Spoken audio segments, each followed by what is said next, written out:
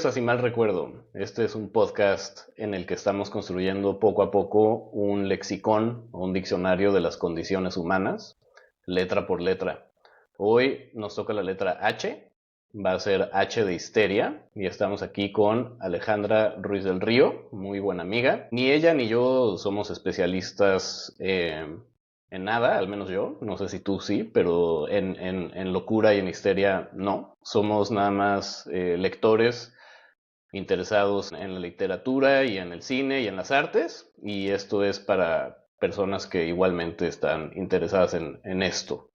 Em, Creo que aunque el tema del podcast de este episodio es histeria, que podemos hablar más en general de la salud mental, de cómo se ha ido tratando y retratando esto en las artes a lo largo de la historia, pero la palabra histeria pues sí implica una perspectiva de género, porque en la etimología de la palabra está esto muy presente. Histeria viene del griego. La palabra griega es histera y significa útero.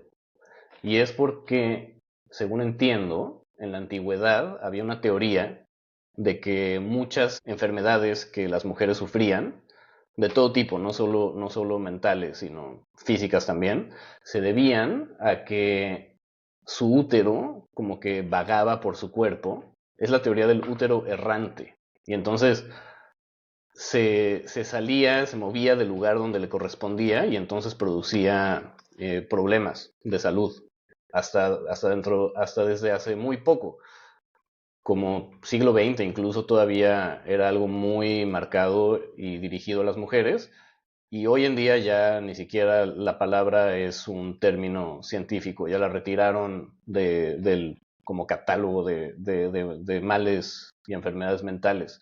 Pero de todos modos en el uso popular como que sigue ahí, ¿no? O sea, cuando una mujer se comporta de cierto modo, sobre todo cuando incomoda a los hombres, se le tacha de histérica.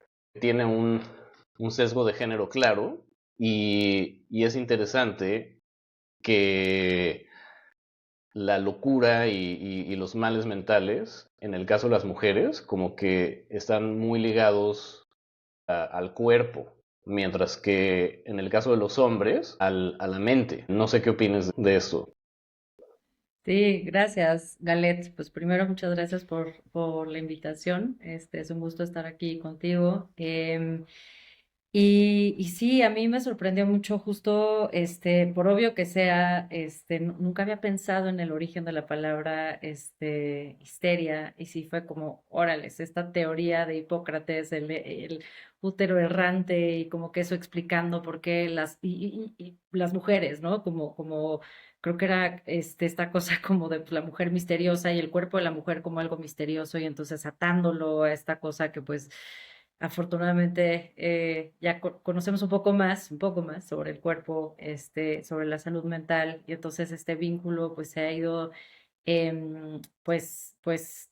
eliminando, pero tiene mucho sentido porque no solamente Hipócrates, sino creo que desde diferentes culturas, y los griegos obviamente no son una excepción, como que esta asociación entre las mujeres y las emociones y como el sexo débil y que se dejan llevar más fácilmente que los hombres, ¿no? Entonces, yo creo que tratando de también hacer una teoría o una explicación, pues un poco más, digamos, como pues médica ¿no? De, pues ese vínculo entre lo emocional y y las mujeres y dejarse llevar, pues yo creo que acabó ahí haciéndose esa asociación.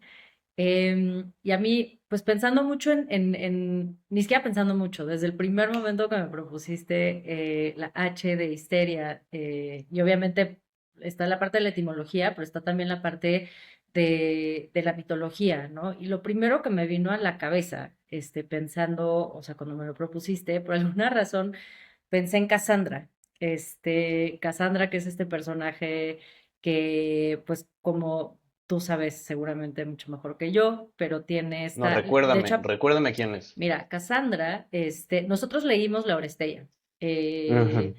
que recordarás que es Agamenón que regresa de la guerra de Troya, y regresa con Casandra como parte de, como la dote, supongo que se llama, Como su cuando botín, ¿no? ganas, Como en su botín botín de de guerra, guerra, exacto, sí. exacto, ¿no? Y al regresar a su casa, nunca puedo decir el nombre, Clitemnestra, Sí, Clitemnestra, que es su esposa. la esposa de Agamenón, lo asesina y asesina a Casandra. Pero la historia de Cassandra es, ella recibe de parte de Apolo como que esta instrucción en las artes de la adivinación, a cambio de, pues, entregarse al dios. Y Cassandra eventualmente dice como, no, no, pues, no deal, no, no, no quiero. Y entonces, en venganza, Apolo lo que hace es, o sea, este don que ella tiene de la adivinación, lo convierte en una especie de maldición, porque es como que vas a poder ver el futuro, pero nadie te va a creer, ¿no? Y entonces, no sé, se me hace muy interesante este personaje de Cassandra, porque ella predice todas las tragedias y todo lo que va a pasar, en la historia de Troya, y es imposible para ella evitarlo y poder, ¿no? Como que hacer algo al respecto porque nadie le cree. Y se me hace Sí, muy interesante esta parte de una mujer que nadie le cree, porque lo que quiero yo nadie le platicar cree, contigo es que es sí. algo que se repite una y otra vez a lo largo de la historia, incluye, o sea, y llegando hasta tiempos actuales, ¿no? Pero bueno, pensé primero en Cassandra y luego pensé, sobre todo porque una película de Woody Allen, no sé si viste Mighty Aphrodite, ¿no? ¿No la No, viste? Uy, te la recomiendo, buenísimo. no. Es divertidísima. Sale, se llama Mira Sorvino. No, no es Mira Sorvino. Ay, se me está yendo el nombre de esta actriz. En fin, es muy divertida. Es Woody Allen noventero. En fin, no, no te voy a pero juegan mucho como con la tragedia griega, y tienen esta expresión de You're such a Cassandra, ¿no? Como eres una dramática, eres una Mm, histérica. Y entonces, no sé, como que pensé mucho en Cassandra desde un inicio y pues, en fin, por ahí le entré y creo que, en fin, va a ser algo importante ahorita en esta sí, conversación, esta idea. es un excelente ejemplo. Cassandra, sí, o sea, como todas las profetisas ahí en la antigua griega, como que es un poco loca, ¿no? O sea, todas. Y cuando la lees, como que no se le entiende bien lo que está diciendo y así, ¿no? Pero es muy interesante que no le hacen caso, ¿no? Porque así muchas veces es con las mujeres. O sea, les dicen que todo está bien, que están exagerando, ¿no? Y es un tema pues constante. Yo de hecho leí también para este episodio un cuento de... Ay, no me acuerdo cómo se llama la autora, pero es un cuento muy famoso que se llama el papel tapiz amarillo, The Yellow Wallpaper. Y creo que se llama Charlotte Perkins Gilman. Creo que ese es el nombre de la autora. Es de Estados Unidos, como del siglo XIX. Y se trata de una mujer que tuvo un hijo y está claramente deprimida con depresión postparto.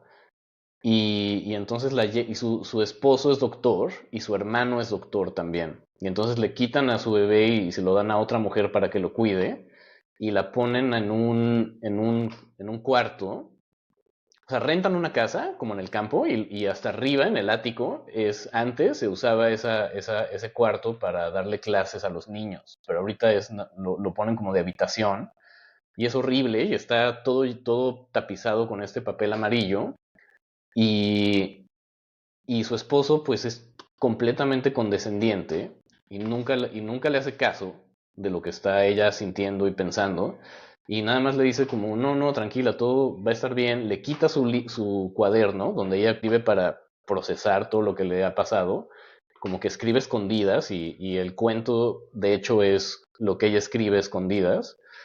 Y pues finalmente no acaba nada bien, pero como que de lo que se queja ella y lo que transmite mucho ese cuento es justamente eso, que, el- que, el- que los hombres no le hacen caso. O sea, su hermano y su esposo dicen que no le está pasando nada, cuando claramente sí está en una situación muy grave y necesita ayuda, ¿no? O necesita, no sé qué necesita, pero no necesita que la ignoren así. Y digo, yo también, o sea, no sé cómo ligarlo a todo esto, pero hay una cita muy famosa de Francis Bacon, que es el fundador del método científico moderno, ¿no? Y en uno de sus, en varios pasajes, pero en uno sobre todo, habla de que el método científico de lo que se debe tratar es de torturar y subyugar a la naturaleza y sacarle respuestas.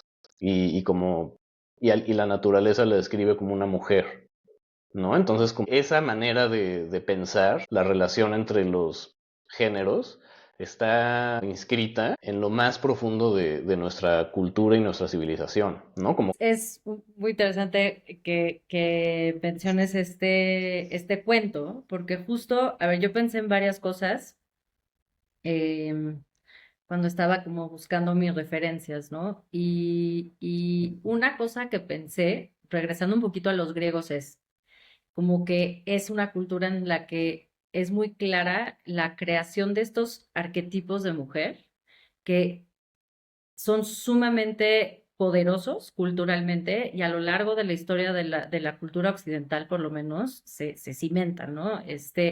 Que son como, pues, cómo figuran las mujeres en Grecia, ¿no? Pues están las diosas, ¿no? Que ahí sí, pues tienen, como atributos o características que, pues al ser diosas, pues pueden ser guerreras, pueden ser violentas, pueden ser, ¿no? O sea, pienso en Atena, ¿no? Que no es para, es como que una cosa aparte, ¿no? Y luego están, pues las ninfas, ¿no? La feminidad, delicadas, vulnerables, ¿no?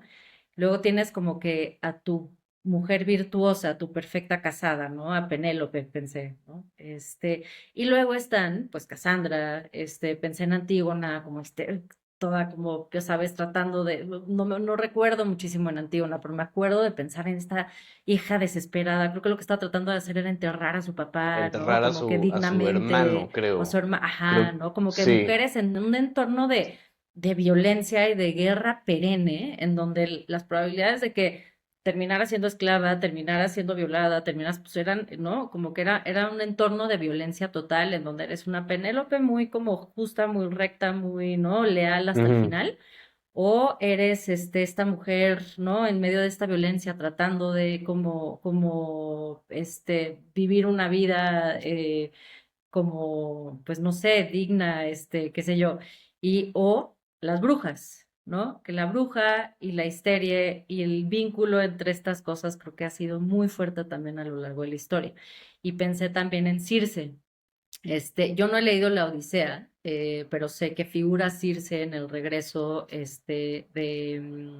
Sí, ¿no? de Ulises. De Ulises, a su casa, y que pasa una temporada. Y en la Odisea, Circe es como esta bruja, como Es este una bruja. arquetipo, ¿no? De la bruja, ¿no? Pero sí leí Circe, ahorita se me fue el nombre de la autora, pero que es una reinterpretación del Mm. personaje, pero visto desde el punto de vista femenino, en donde en realidad pues están como que las mujeres autónomas viviendo en una isla, lejanas de esta violencia, de este como mundo creado por hombres de destrucción, y de repente llegan, ¿no? Llega Ulises con sus soldados, y más bien te presenta como una historia de amor entre ellos dos. Entonces es como una reinterpretación de la bruja malvada, pues no, es una mujer, ¿no? Y llega esto y tiene una Sí. historia y es como supongo que una reivindicación de la bruja Circe.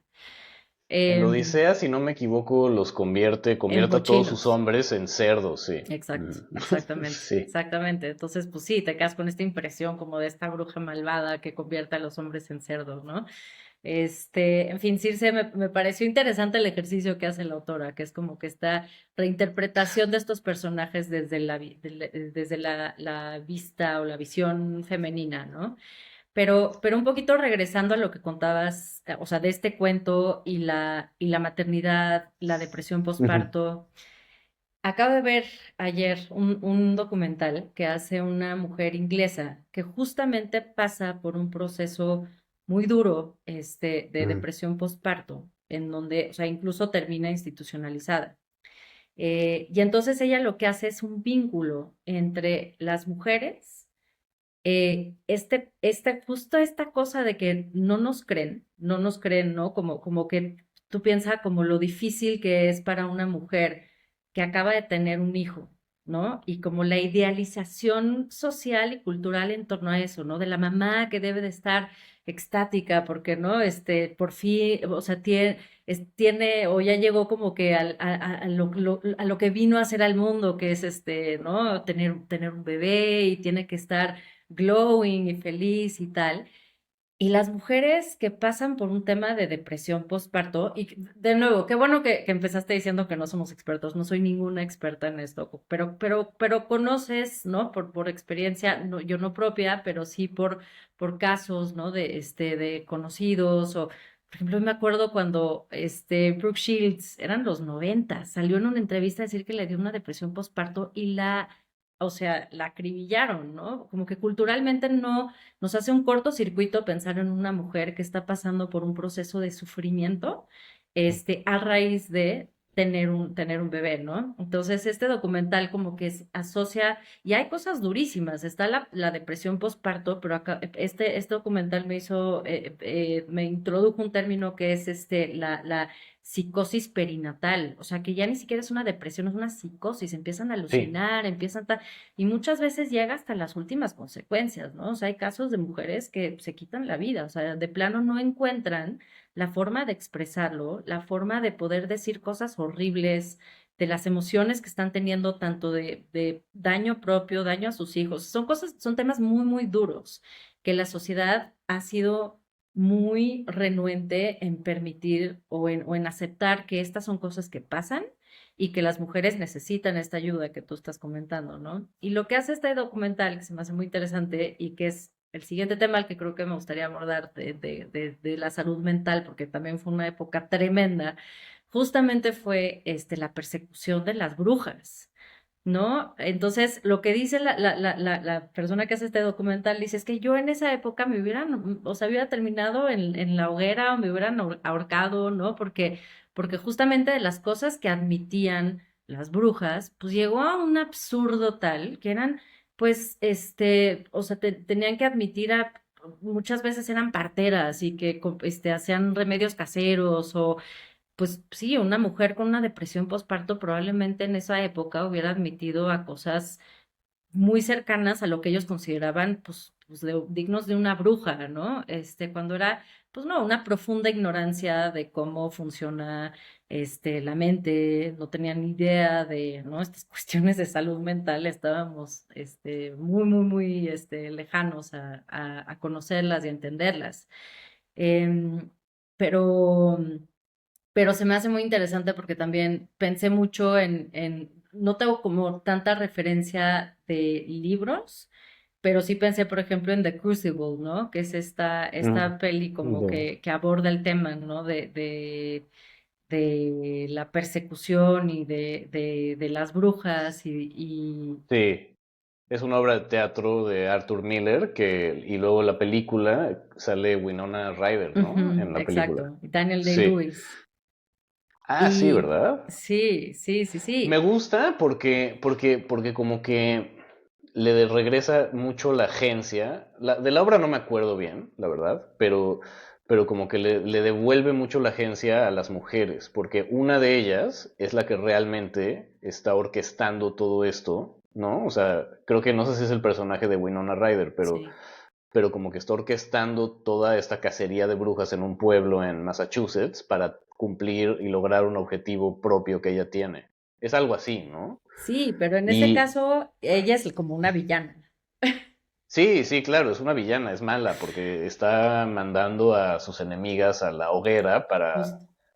Pero como que con lo que juega es justamente con estos roles de género y, ¿no? Y como que eso es lo que ella manipula y cómo su sociedad tiene expectativas de lo que una mujer debe ser y no debe ser, y eso ella lo sabe manipular súper bien, que también es de lo que hablabas antes, de las depresiones por parto, que obviamente tienen toda una serie de cuestiones bioquímicas y demás que no entiendo, pero seguramente como que ese como divorcio entre lo que la sociedad piensa y espera que una mujer sea cuando tiene un hijo y lo que esa mujer está realmente experimentando, eso seguramente no ayuda y es buena parte de lo que provoca que se vuelva más grave la condición, ¿no? Y seguramente, supongo.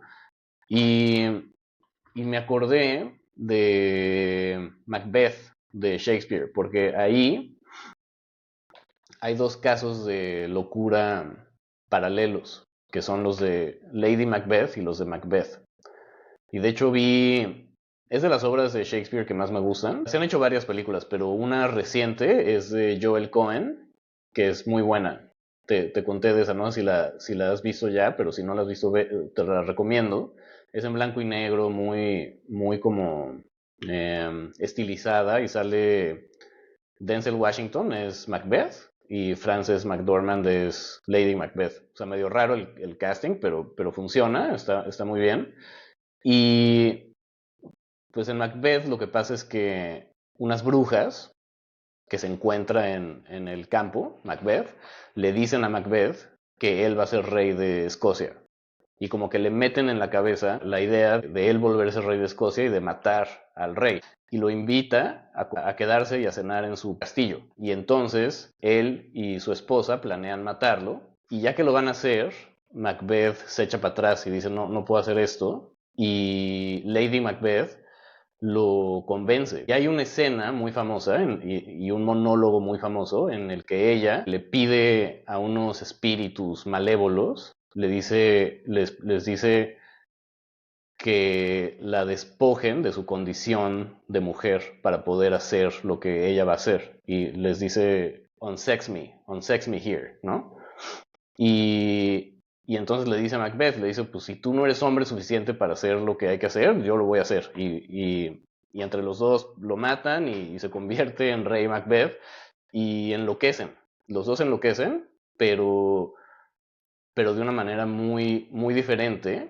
O sea, como que el tipo de locura de cada uno es muy diferente. Y en el caso de Lady Macbeth, yo creo que eso que dice de unsex me es el origen de su locura. Porque como que no puede con ese divorcio entre su rol de género y la realidad en la que se mete una vez matando al rey, ¿no? Sí, tengo un muy vago recuerdo de Macbeth, pero tiene sentido, ¿no? Una espiral a lo profundo y con diferentes connotaciones para los dos. Exacto. Ella se empieza a retraer dentro de sí misma y empieza a caminar sonámbula en la Ujú, noche eso. y deja de hablar y nada más como que murmura unas cosas que nadie entiende.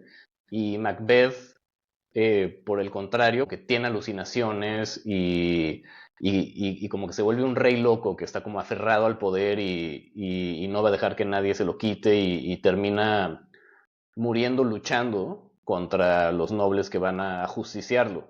Pero Lady Macbeth se suicida. Entonces, como que las trayectorias que toman una vez que matan al rey y empiezan a enloquecer son puestas. Totalmente. Y es que cómo se presenta en la literatura el tema de la salud mental, la locura, pues obviamente yo creo que hay una asociación entre como que los hombres pueden ser, tienen libertad sexual, pueden ser violentos, pueden ser, ¿no? Incluso se consideraría como heroico, ¿no? Mientras que las mujeres tienen que cumplir un rol, tienen una función muy clara en la sociedad y cualquier transgresión de esa concepción pues las pone en un terreno en donde eres una amenaza a la sociedad y pues alguna etiqueta te tienen que poner, ¿no? Y la etiqueta de locura es muy conveniente, la etiqueta de histérica o de, ¿no? Esta rebeldía contra la norma que tienen que cumplir. Entonces, entiendo ese unsex me, ¿no? Como esa como disociación entre como lo que yo soy y quién soy, mi género y lo que se espera de mí, y pues un impulso que va en contra de ese control social sobre qué es una mujer y cómo actuar, ¿no? Sí, exacto, como que para los hombres es hasta medio heroico, Ujú. ¿no? O sea, como que tiene un poquito algo de eso y como que finalmente no pueden con su genio y con su locura y colapsan. Así, Sí. así pasa, ¿no? Con los hombres es como que es el estereotipo y con las mujeres no tiene nada de heroico, son como una amenaza que hay que controlar lo antes posible, ¿no? Total. Y pues hay varios ejemplos bien interesantes. Uno es el de Juana de Arco. Tú viste la película, ¿no? De Sí, Luc Besson. sí, la Porque acabo de ella ver. es, pues, de los personajes clave en esto, ¿no? ¿Qué te pareció la película?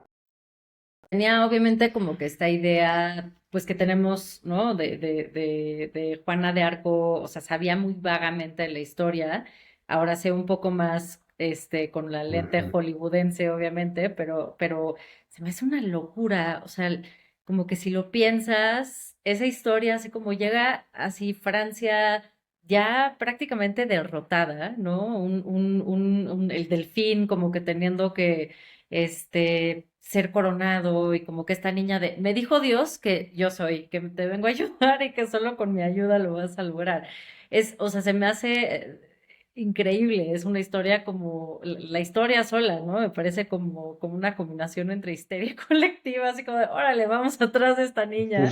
Y ella también, o sea, me hizo pensar mucho también en los santos, honestamente, ¿no? Bueno, como sabes, a ella la canonizaron 500 años después, así termina la película, o sea, te explican, ¿no? Que la canonizaron posteriormente, pero sí me hizo pensar mucho como que en los santos y debe de haber por ahí un par de esquizofrénicos, estoy segura. Lo que pasa es que no teníamos, o sea, estos diagnósticos y estas enfermedades, pues no tenían nombre y apellido, ¿no? La psicosis, la esquizofrenia, la bipolaridad, todas estas son cosas modernas, ¿no? O sea, nuestra comprensión sobre la mente, pues es relativamente reciente. Y entonces yo sí creo que en épocas en donde necesitas un milagro, pues igual es como, órale, pues vienes de parte de Dios, vamos. No sé, pero se me hace muy loco pensar en esto y sí se me hace una historia, o sea, muy... Es de esas cosas que me parecen más mitológicas que históricas, de lo increíble que es la historia de Juana de Arco. Sí. Y pues nada, creo que hacen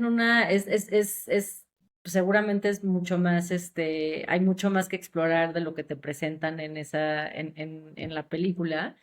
Em, pero solamente pensar nada en que eso ocurrió, o sea, no me hace solamente cuestionar la salud mental de Juana de Arco, me hace cuestionar la salud mental de todos alrededor de ella en ese momento. Claro, o sea, sé muy poco de esto, pero creo que en ese ámbito de los santos cristianos específicamente, creo que ahí sí como que se le permite tanto a las mujeres como a los hombres estar igual de locos, ¿no? O sea, como que, sí, o sea, porque como que es el permiso para poder ser visionarios, ¿no? Total. Y lees las historias de místicas como Santa Teresa o otra que se llama Ángela de Foligno, y no sé, hay miles, ¿no? Pero escriben sus visiones y sus experiencias místicas, y yo creo que fácilmente un psicólogo moderno, o sea, podría hacer un diagnóstico de algo,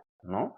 Total. Pero digamos, tanto Santa Teresa como Juana de Arco, como santos hombres, están canonizados y se les da el mismo respeto, ¿no? En ese contexto. La historia de Juana de Arco me recuerda un poco al libro de Don Quijote. O sea, digo, Juana de Arco sí sucedió y el Quijote es una novela, pero, pero es parecido en el sentido de que pues, el personaje principal de cada episodio tiene que enloquecer para poder lograr lo que logra, ¿no? En el caso del Quijote, pues es un viejito que ya está ahí, ¿no? Está en sus últimos años y enloquece después de leer un montón de libros de caballería y sale a convertirse en Don Quijote, ¿no? Pero necesita pues que se le zafe ese tornillo para poder salir a hacer lo que tiene que hacer. Y nunca sabes bien si se está haciendo el loco o si de verdad sí está loco o qué.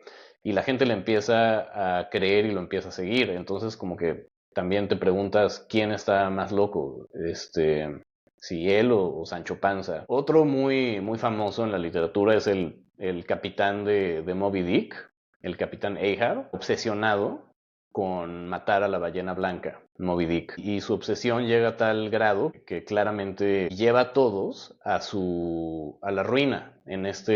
O sea, todos los tripulantes del barco. Se termina hundiendo el barco porque lo que él quiere hacer pues es imposible buscar a la ballena blanca por todos los 7 mares y matarla.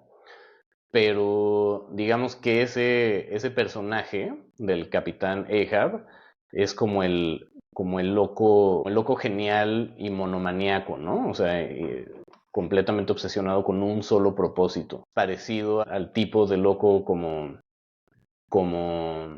el genio inventor loco también. Alguien tipo, yo qué sé, un Nikola Tesla o algo así, que son geniales y están completamente enfocados en producir y lograr lo que está en su visión. Sí, me gusta esta idea, ¿no? Como, a ver, pues las locuras o el hombre como megalómano en la literatura, o como una locura de una obsesión, es por lograr algo grande, ¿no? Lograr algo.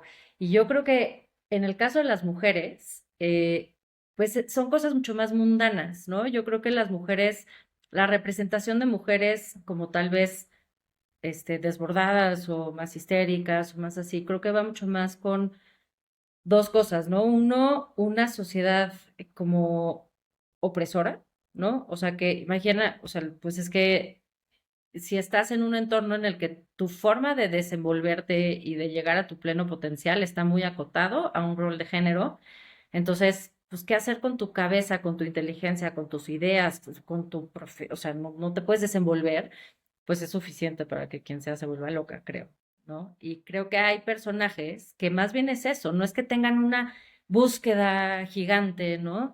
Sino que es algo mucho más mundano, ¿no? Es más como de, pues, una pasión que va en contra de lo que es posible para ellas, ¿no? Entonces, por ejemplo, no sé, pienso en personajes como pues las dos Bronte, las dos hermanas Bronte, en sus dos novelas nos presentan visiones que creo que coinciden con esto, ¿no? O sea, Kathy de Wuthering Heights, que es como que pues, tiene esta relación, no sé si leíste Wuthering Heights, es un excelente, excelente libro.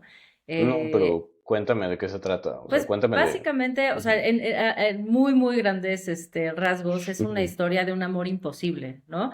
Son es Kathy y Heathcliff que crecen juntos, básicamente están como que en esta situación de ella pertenece a una familia adinerada, pero crece con Heathcliff. Heathcliff es como un personaje salvaje, me parece que lo adopta el papá, entonces son como medio hermanos, pero no, pero entonces como que Kathy tiene este vínculo muy fuerte con Heathcliff y llega a la edad, y incluso son como que medio amor-odio, pero hay mucha pasión ahí, ¿no?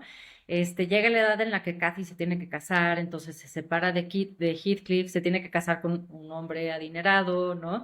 Y se persiguen, pues básicamente hasta la muerte. O sea, ella cae en una depresión profunda, deja de comer, es una especie de, pues sí, una especie de histeria, enfermedad, pues nunca sabes, como autoinducida, o esta mujer desbordada hasta que por fin muere, y él, pues queda toda la vida trastornado y obsesionado con Kathy, ¿no? Y creo que es eso, creo que son representaciones de mujeres en situaciones de nuevo, ¿no? Como que más mundanas en donde lo que quieren, y lo que buscan está muy contrario a lo que la sociedad les permite tener, ¿no? Jane Eyre, el que es de la otra hermana, es Mm. de Charlotte Bronte, no es que sea un personaje central, es más bien una pincelada, la mujer como que loca en este caso, pero es la esposa del señor, no me acuerdo ahorita cómo se llama, que la tiene encerrada en el ático, ¿no? Y dices, esta mujer, pues sí, es la época victoriana, no se podían divorciar, y entonces, pues muchas veces es esta forma de como control, que ves presente en diferentes manifestaciones, en donde o las institucionalizaban o las encerraban, muchas veces los esposos o las propias familias, ¿no? Mujeres con alguna rebeldía o mujeres que se vuelven incómodas, y no sé, pues, en fin, o sea, creo que es una forma de representar la locura muy distinta y mucho más como, pues eso, mujeres que están oprimidas por un sistema y que entonces, pues, la pierden, ¿no? Sí, sí, por ejemplo, en la época de ellas, de las Bronte, pero en Estados Unidos, está Emily Dickinson, Mm, que ella era ujú, sumamente excéntrica, ujú. creo que nunca salía de su casa, vivía con su mamá y sus hermanos, o no sé, pero con su familia de origen, y nunca salía de su casa, creo que nunca salía de su cuarto, y se encerraba ahí a escribir de los mejores poemas de la literatura, ¿no? Y seguramente todo el mundo pensaba que estaba loca, pero quizás, no sé, ella, pues ante los roles que tenía disponibles, aceptables, ella dijo, pues no, voy a refugiarme en este rol y voy a escribir. Entonces, esa es la locura como retiro, ¿no? Como Sí, retirarse de la sociedad. Y también como contraparte, se me ocurre este cuento de Herman Melville, Bartleby el escribidor. ¿Te acuerdas de ese? claro. Bartleby es un tipo que se dedica a hacer copias a mano en un despacho de abogados, porque pues no habían máquinas de copias, entonces todas las copias las tienes que hacer a mano y ese era su trabajo.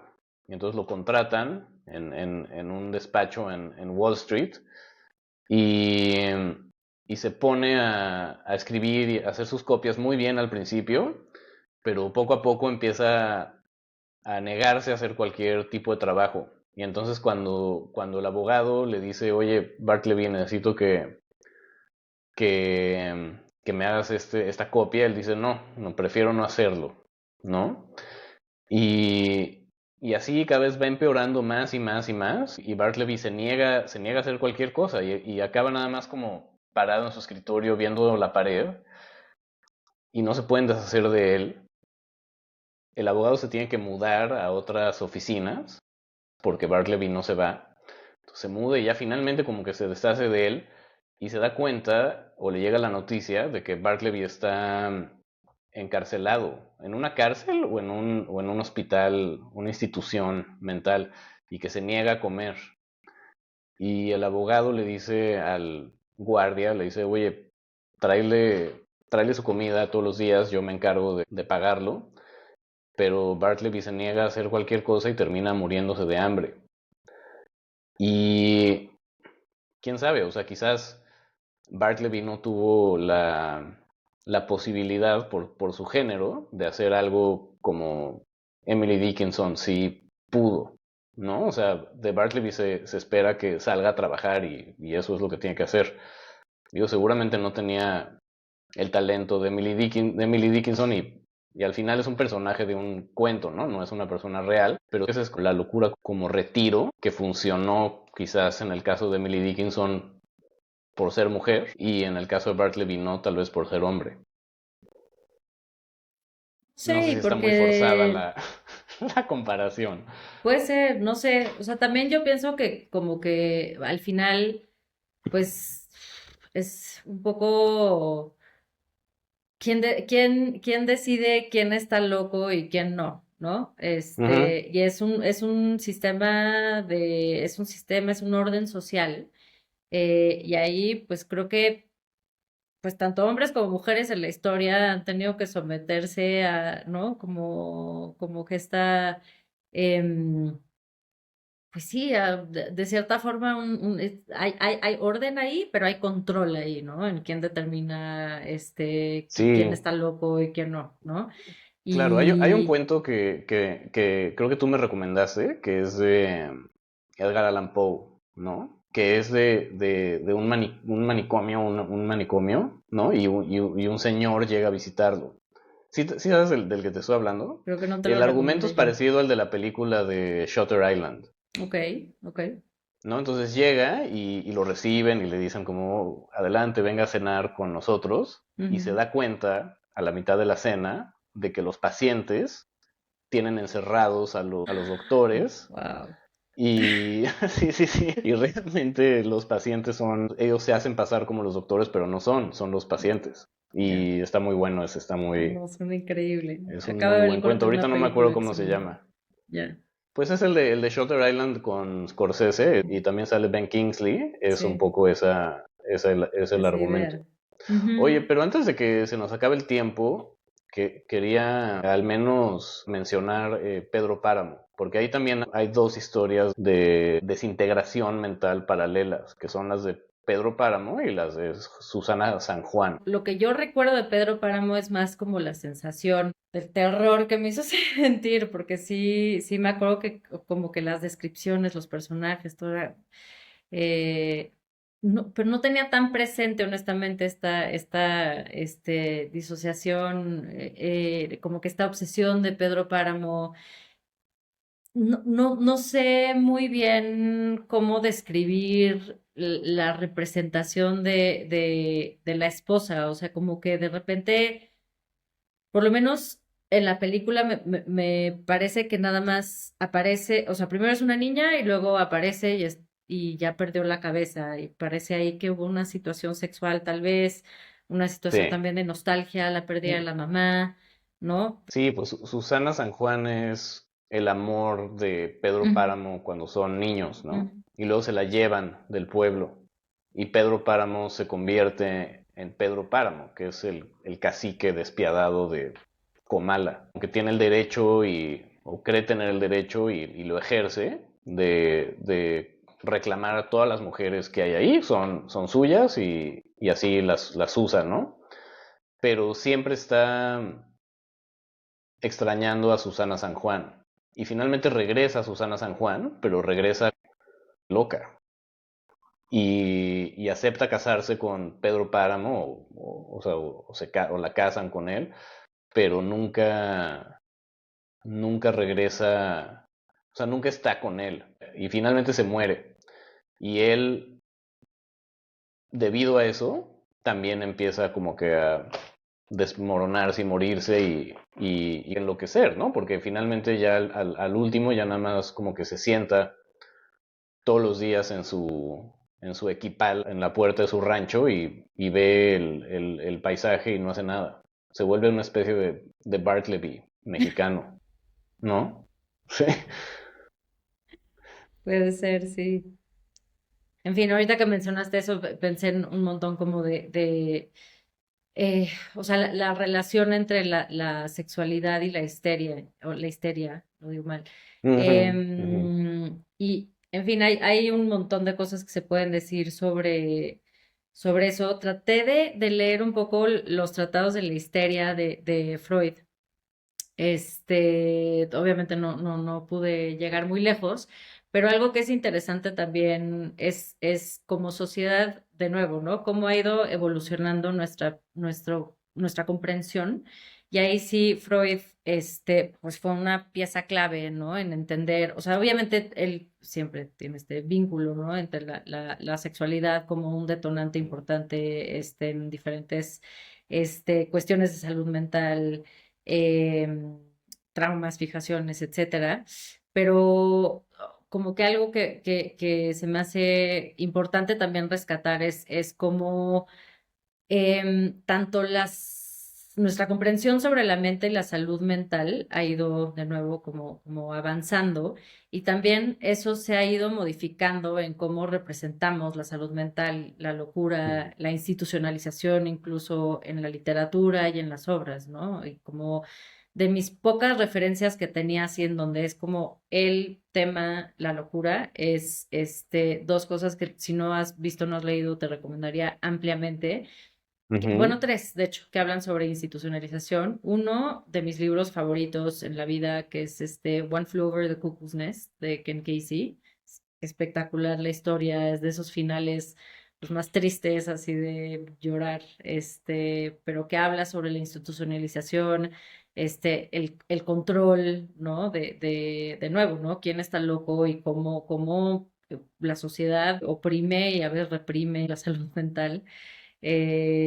También ampliamente recomendable de Bill Jar, la visión femenina de eso, ¿no?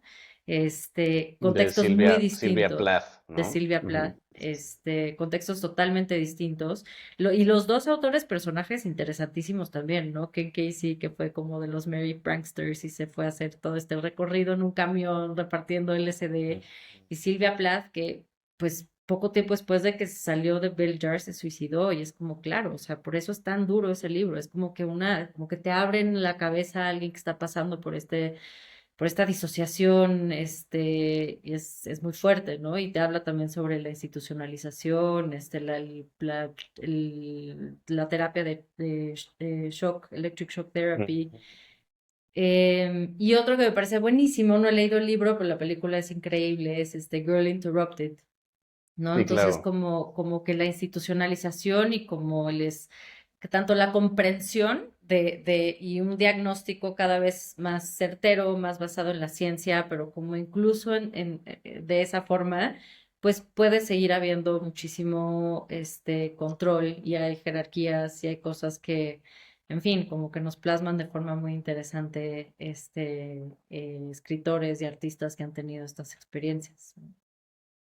Otro que me acuerdo es de un escritor brasileño que se llama Machado de Asís, que se llama El Alienista. Ujú. De hecho, hicieron una serie que no está mal, pero justamente se trata de un psiquiatra que vive en un pueblo en Brasil y su misión es construir un hospital de salud mental. El problema es que no tiene pacientes y lo que hace es manipular todo el sistema de justicia y así para poder empezar a meter a la gente a su hospital y empieza a meter a todo el pueblo. Es un comentario de cómo, pues, como lo que decías, ¿no? O sea, quién decide y qué mecanismos usa para decir quién está loco y quién no, que es lo mismo que pasaba en The Crucible, en la película, ¿no? Esta mujer que sabe muy bien manipular el sistema para tachar a algunos de brujas y lograr venganza que quiere